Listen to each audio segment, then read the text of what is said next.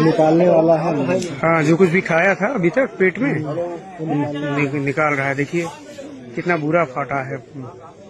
लार मुंह से फेचकुल निकल रहा है। हाँ, ये हाँ, बकरी का बच्चा है ये।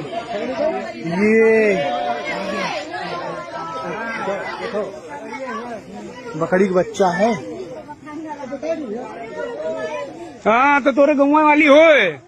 हाँ, ले देखो ये अरे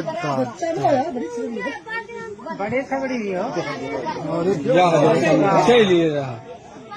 इतनी बड़ी बकरी खा गया। पूरा खाया था। देखो अभी तक इसीलिए तो ये डोल नहीं पा रहा था, हिल नहीं पा रहा था इधर। अब भागेगा ये तेज मुंह अब से। तेज भगेगा ये। अब इसका लोड खत्म हो गया। देखो लंबाई है, बहुत लंबा, बहुत लंबा।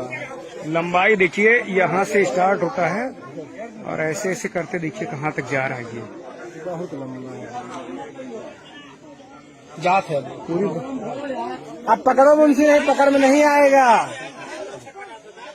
जात है, जात है। तो वो पड़ा कहाँ पर? जात है, जात है। अरे जाने दो यार।